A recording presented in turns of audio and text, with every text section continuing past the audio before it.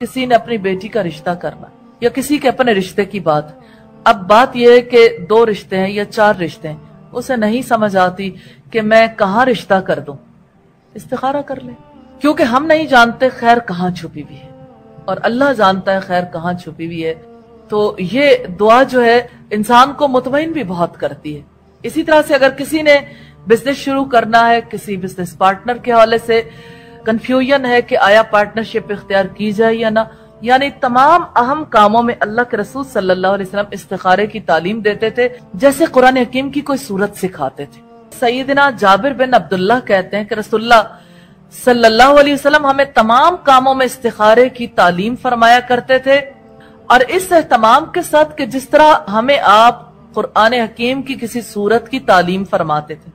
آپ فرماتے تھے جب تم میں سے کوئی شخص کسی کام کا قصد کرے تو اسے چاہیے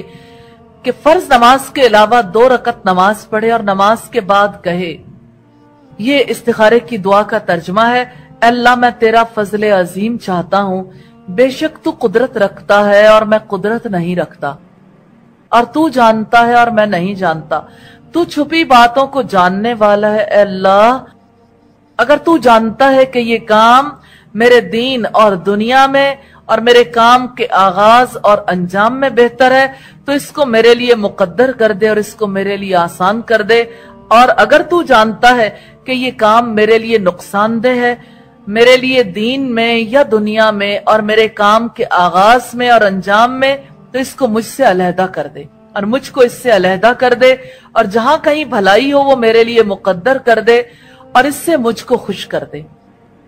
اب صلی اللہ علیہ وسلم نے فرمایا اور اپنی حاجت کو اللہ سے عرض کر دے۔ بہت ہی پیاری دعا ہے اور اس پر توجہ کرنے کی ضرورت بھی ہے۔ سب سے پہلے انسان کا یقین ہے یا اللہ تو قدرت رکھتا ہے اور میں قدرت نہیں رکھتی۔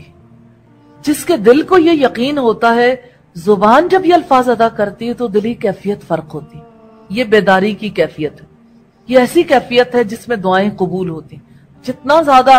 دل پر نرمی اور رقت طاری ہوتی اتنی زیادہ دعا قبول ہوتی۔ دوسری بات یہ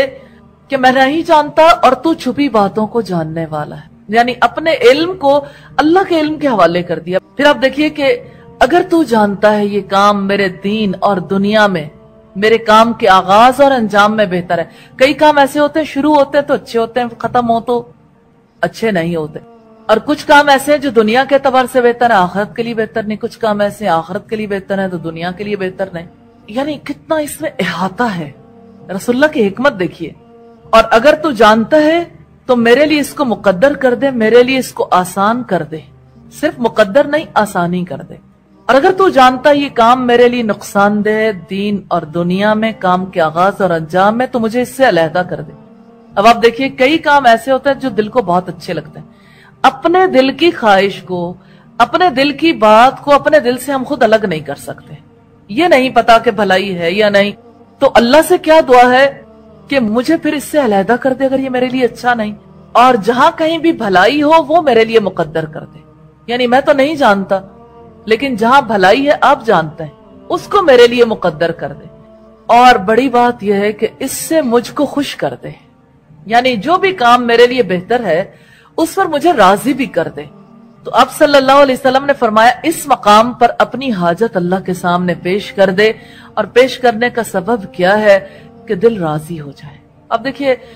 ایک انسان کے دل میں جب کھٹک سی رہتی ہے نا، جانے یہ ٹھیک بات ہے یا یہ ٹھیک بات ہے، تردد کی کیفیت اتنی تکلیف دہ ہوتی، استخارے کی وجہ سے تردد ختم ہو جاتا ہے۔ الحمدللہ